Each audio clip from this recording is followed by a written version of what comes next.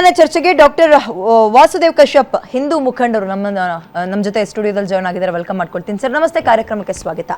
ಮೊನ್ನೆ ಪ್ರಿಯಾಂಕ್ ಖರ್ಗೆ ಅವರು ಇವತ್ತು ಅವರ ತಂದೆಯ ಸರದಿ RSS ನ ಬ್ಯಾನ್ ಮಾಡಬೇಕು, ದೇಶದ್ರೋಹದ ಕೆಲಸ ಮಾಡ್ತಾ ಇದೆ, ಕೋಮು ದ್ವೇಷ ಬಿತ್ತುವ ಕೆಲಸ ಮಾಡ್ತಾ ಇದೆ ಅನ್ನೋದು ಅವರ ಸ್ಟೇಟ್ಮೆಂಟ್. ನಿಮ್ಮ ಅಭಿಪ್ರಾಯ ಸರ್ ಅದಕ್ಕೆ? 1924ರಿಂದ ಹಿಡಿದು 1924 ಹಿಡಿದು ಇಲ್ಲಿ ತನಕನೂ ಕೂಡ ಸಂಘ ಪರಿವಾರ ಏನಿದೆ, RSS ಏನಿದೆ, ರಾಷ್ಟ್ರೀಯ ಸ್ವಯಂ ಸೇವಕ ಸಂಘ ಏನಿದೆ, ಅದ್ರ ಮೇಲೆ ಯಾವ ಕ್ರಿಮಿನಲ್ ಕೇಸ್ಗಳಿವೆ, ಯಾವ ಕ್ರಿಮಿನಲ್ ಕೇಸ್ಗಳಿಂದ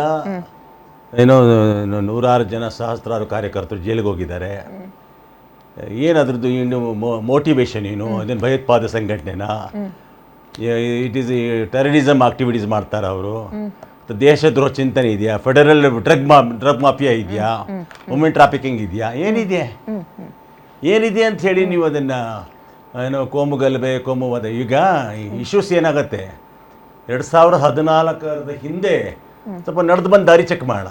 2014 ಬಿಫೋರ್ ದಟ್, ಸ್ವತಂತ್ರ ನಂತರದ ಚೆಕ್ ಮಾಡೋಣ. 1924 ಶುರುವಾಗಿರ್ತಕ್ಕಂಥ ಈ ಏನಿದೆ ರಾಷ್ಟ್ರೀಯ ಸ್ವಯಂ ಸೇವಕ ಸಂಘ, ಅದು ರಾಜತಾಂತ್ರಿಕ ಮತ್ತು ರಾಜಕಾರಣ ಸಂಬಂಧಪಟ್ಟಿರ್ತಕ್ಕಂಥ ಸಂಘಟನೆ ಅಲ್ಲ ಅದು. ಬಟ್ ಅದೇ ಸಂಘಟನೆ ವಿಪರೀತ ರಾಜಕಾರಣಿಗಳನ್ನು ಕೊಟ್ಟಿದೆ. ನಾನು ಮಾತಾಡ್ತಾ ಇರೋ ಪ್ರಾರಂಭ ಹಂತದಲ್ಲಿ ಬೀಜಾಂಕುರ ಹಾಕಿದಾಗ, ಆ ಟೈಮ್ನಲ್ಲಿ ಸ್ವತಂತ್ರ ಸಂಘರ್ಷ ಬೀಜಾಂಕುರ ಹಾಕಿದಾಗ, ಆ ಟೈಮಲ್ಲಿ ರಾಜಕೀಯ ಕಾಂಕ್ಷೆ ಏನು ಇರಲಿಲ್ಲ ಅವರಿಗೆ. ಅದು ಭಾರತೀಯ ಜನತಾ ಪಾರ್ಟಿ ಅಂತ ಆಗಲಿ ಅಥವಾ ಆರಂಭ ಆಗಿದ್ದು ರಾಜಕೀಯ ಉದ್ದೇಶಕ್ಕಲ್ಲ ಅಂತ ನೀವು ಹೇಳ್ತಾ ಇದ್ದೀರಿ. ಅಲ್ಲ, ಅದ್ಯಾವುದು ಹುಟ್ಟೇ ಇಲ್ಲ. ಅದು ಹುಟ್ಟಿದ್ದೇನಕ್ಕೆ ಅಂದರೆ, ಆ ಕಾಲಘಟ್ಟದಲ್ಲಿ ಬ್ರಿಟಿಷರ ಕಾಲೋನಿ ಅಧಿಕಾರ ಆಯಿತು ನಮ್ಮಲ್ಲಿ. ಆಗ ತಾನೇ ನಾವು ಬಿಸಿಯಾಗಿ ಮೈನಾರಿಟಿಗಳ ಒಂದು ತುಷ್ಟೀಕರಣ ರಾಜಕಾರಣ ಅಥವಾ ಏನದು ಇನ್ವೇಡರ್ಸ್ ಅಂತ ಏನಿದ್ರು, ಹೊರಗಿಂದ ಬಂದ ಜನಗಳನ್ನ ಅವ್ರ ರಾಜ್ಯಭಾರ ನೋಡಿ ಕೊನೆಗೆ ಒಂದು ಬ್ರಿಟಿಷ್ ಕಾಲೋನಿ ಕೇಸ್ ಬಂದ ಮೇಲೆ ಏನಾಯಿತು, ಸ್ವತಂತ್ರ ಸಂಘರ್ಷದ ಒಂದು ಜ್ವಾಲೆ ಎಲ್ಲ ಕಡೆ ಹರಡ್ತು. ನಮಗೆ ಸ್ವತಂತ್ರ ಬೇಕು ಅಂಥೇಳಿ ಆ ಜ್ವಾಲೆ ಎಲ್ಲ ಕಡೆ ಪ್ರಸರಿಸ್ತಾ ಹೋದಾಗ ಆವಾಗ ಹುಟ್ಟಿರ್ತಕ್ಕಂಥದ್ದೇ ಅಗ್ನಿಕುಂಡದಲ್ಲಿ ಹುಟ್ಟಿದ್ದೆ ರಾಷ್ಟ್ರೀಯ ಸ್ವಯಂ ಸೇವಕ ಸಂಘ. ಇದಕ್ಕೆ ಮುಂಚೆ ಇನ್ನೊಂದು ಸಂಘನೂ ಇತ್ತು, ದುರಾದೃಷ್ಟಕರ. ಆ ಸಂಘಕ್ಕೆ ತಮಾಷೆ ಏನಂದರೆ ಸುಮಾರು ಒಂದು 20-28 ಸಂಘಗಳಿತ್ತು, ಏನು ರಾಷ್ಟ್ರೀಯ ಸ್ವಯಂ ಸೇವಕ ಥರನೇ ಇತ್ತು. ಆ ಒಂದು ಸಂಘಟನೆಗೆ ಮಾನನೀಯ ಫೌಂಡರ್ ಇದ್ರಲ್ಲ. ಸರ್, ಈಗ RSS ಬಗ್ಗೆ ಮಾತಾಡೋಣ. ಅಗ್ನಿಕುಂಡದಲ್ಲಿ ಆ ಟೈಮಲ್ಲಿ ಹುಟ್ಟಿದ್ದೆ RSS ಅಂತ. ಹೌದು. ಅಂತ RSS ಗೆ ಹೋಗಿ ಬಂದು ಬ್ಯಾನ್ ಮಾಡ್ಬೇಕು, ಇದು ಸರಿ ಇಲ್ಲ, ದೇಶದ್ರೋಹಿ ಸಂಘಟನೆ ಇದು ಅಂತ ಯಾಕೆ ಆರೋಪ ಬರ್ತದೆ? ವಿಷಯನೇ ಇಲ್ಲ ಮೇಡಮ್ ಅವರಿಗೆ. ಯಾವ ತಗೋತಿದ್ದಾರೆ ಡೈವರ್ಟ್ ಪಾಲಿಟಿಕ್ಸ್, ಯಾವ ತಗೋತಿದ್ದಾರೆ ಹೇಳಿ. ಈಗಿನ ಕಾಲದಲ್ಲಿ ಪ್ರತಿಯೊಬ್ರು ಕೆಮಿಕಲ್ ಮಿಶ್ರಣ ಆಹಾರ ತಿಂದು BP ಶುಗರ್ ಬಂತು ಅಂತ ಚಿಂತೆ ಮಾಡ್ತಾರೆ. 24 ಧಾನ್ಯಗಳನ್ನ ನೀರಿನಲ್ಲಿ ನೆನೆಸಿ ನೆರಳಿನಲ್ಲಿ ಒಣಗಿಸಿ ಮಣ್ಣಿನ ಮಡಿಕೆಯಲ್ಲಿ ಹದವಾಗಿ ಹುರಿದು ಸಾಂಪ್ರದಾಯಿಕ ಪದ್ಧತಿಯಲ್ಲಿ ತಯಾರಾಗಿದೆ ಜೀನಿ. BP ಶುಗರ್ ದೂರ ಆಗ್ಬೇಕು ಅಂದ್ರೆ ಪ್ರತಿದಿನ ಜೀನಿ ಕುಡಿಯಿರಿ. ಈಗ ರಾಷ್ಟ್ರವನ್ನು ಆಳ್ತಿರತಕ್ಕಂಥವ್ರು ಯಾರು? ಭಾರತೀಯ ಜನತಾ ಪಾರ್ಟಿ ಆಳ್ತಾ ಇದೆ. ಸುರುನಲ್ಲಿ ಇಬ್ಬರು ಕಾರ್ಯಕರ್ತಿದ್ರು, ಇಬ್ರು ಕಾರ್ಯಕರ್ತಿದ್ರು. ಜೊತೆಗೆ ಒಂದು ಪ್ರತಿನಿಧಿ ಅಂತ ಯಾರು ಇರಲಿಲ್ಲ ಕರ್ನಾಟಕದಲ್ಲಿ. ಶುರುವಾಗಿದ್ದ ಪ್ರತಿನಿಧಿಗಳ ಸಂಖ್ಯಾವಾರು ಅರಸಿನ ಆ ಕುಂಡದಿಂದ ಹೊರಬಿದ್ದಿರತಕ್ಕಂಥ ಹಲವಾರು ಪರ್ಸನಾಲಿಟಿಗಳು ಕೂಡ ರಾಜ್ಯಭಾರದ ರಾಜತಾಂತ್ರಿಕ ವ್ಯವಸ್ಥೆಯಲ್ಲಿ ಎಂಟ್ರಿ ಆದರು. ಆಯ್ತಲ್ಲ, ನಿಮಗೆ ಇಶ್ಯೂನೇ ಇಲ್ವಲ್ಲ ಮಾತಾಡಕ್ಕೆ? ಏನಿದೆ ಇಶ್ಯೂ ನಿಮ್ಮ ಹತ್ರ? ಯಾವ್ದ ಬಗ್ಗೆ ಮಾತಾಡ್ತೀರಿ? ಓಕೆ, ಕೇಳೋಣ. ನಟರಾಜ್ ಗೌಡ್ರೆ ಹೇಳಿ, ನಿಷೇಧ ಮಾಡುವಂತಹ ದೇಶದ್ರೋಹದ ಕೆಲಸ RSS ನಿಂದ ಏನಾಗಿದೆ? ಉದಾಹರಣೆ ಕೊಡಕ್ಕೆ ಹೇಳಿ. ಒಂದೆರಡು ಎಕ್ಸಾಂಪಲ್ ಕೊಡ್ಬೋದಾ? ದೇಶದ್ರೋಹದ ಕೆಲಸ RSS ಇಂಥದ್ರಲ್ಲಿ ತೊಡಗಿದೆ, ಇಷ್ಟು ಜನರನ್ನ ಸಾಯಿಸ್ತು, ಇಷ್ಟು ಜನರನ್ನ ಮತಾಂತರ ಮಾಡ್ತು ಅಂತನೋ, ಅಥವಾ ಇನ್ನೇನೋ ಪಾಕಿಸ್ತಾನಕ್ಕೆ ಜಿಂದಾಬಾದ್ ಅಂದ್ರು ಅಂತನೋ, ಏನ್ ದೇಶದ್ರೋಹದ ಕೆಲಸ ಮಾಡಿದೆ RSS? ಇಲ್ಲ, ಒಳ್ಳೆ ಪ್ರಶ್ನೆ ವಿದ್ಯಾವರ ತಮ್ಮದು. ಯಾಕಂದ್ರೆ ಯಾವುದೇ ಸಂಘಟನೆ ಈ ನೆಲದ ಕಾನೂನಿಗೆ ಗೌರವ ಕೊಡಬೇಕು. ಈ ನೆಲದ ಕಾನೂನಲ್ಲಿ ಯಾವ ರೀತಿ ನೀತಿ ನಿಯಮಗಳಿರ್ತವೆ ಅದನ್ನ ಪಾಲಿಸಬೇಕು. ಫಾರ್ ಎಕ್ಸಾಂಪಲ್, RSS ಇಲ್ಲಿವರೆಗೂ ರಿಜಿಸ್ಟರ್ ಆಗಿಲ್ಲ.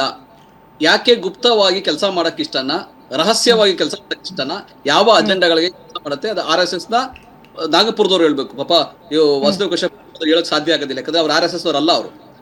ಆದ್ರೆ ಒಂದು ಭಾಗ. ಎರಡನೇ ಭಾಗ, ಅಗ್ನಿಕುಂಡ ಇಲ್ಲ.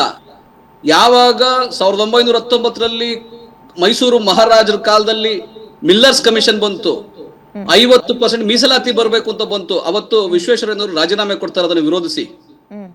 ಯಾಕೆ ರಾಜೀನಾಮೆ ಕೊಡ್ತಾರೆ?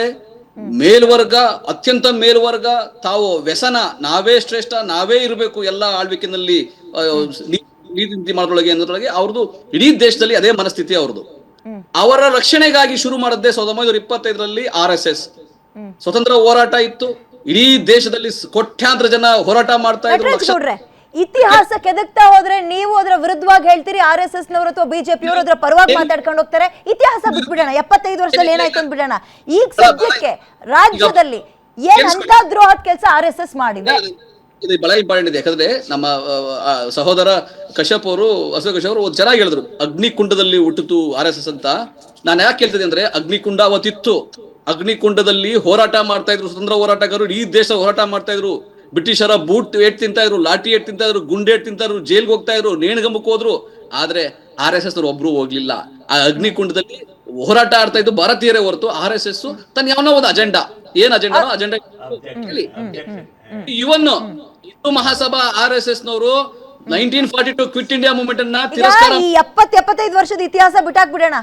ಏನ್ ಕೆಲಸ, ಧರ್ಮದ್ರೋಹದ ಅಥವಾ ದೇಶದ್ರೋಹದ ಏನ್ ಕೆಲಸ ಮಾಡ್ತಾ ಇದೆ RSS? ಏನ್ ಕಂಪ್ಲೇಂಟ್ ಏನಿದೆ RSS ಬಗ್ಗೆ ಕಾಂಗ್ರೆಸ್ನವ್ರಿಗೆ ಹೇಳ್ತೀರಾ ಒಂದೆರಡು? ನೋಡಿ, ಇತಿಹಾಸ ಬಿಟ್ಟಾಕ್ಬಿಡೋಣ. ಅಲ್ಲ, ಇತಿಹಾಸನೂ ಮುಖ್ಯ ಆಗುತ್ತೆ. ಅಲ್ಲ, ಇತಿಹಾಸ ಯಾಕೆ ಬೇಡ ಅಂತ ಇದೀನಿ ಅಂದ್ರೆ ಸರ್, ಕಳೆದ ಒಂದೂವರೆ ತಿಂಗಳಿಂದ ಬರೀ ಅದನ್ನೇ ಚರ್ಚೆ ಮಾಡ್ತಾ ಇದ್ವಿ. ಪ್ರಸ್ತುತವಾಗಿ ಏನ್ ಪ್ರಾಬ್ಲಮ್ ಆಗ್ತದೆ RSS ನಿಂದ ನೀವು ಹೇಳ್ತಾ ಇಲ್ಲ.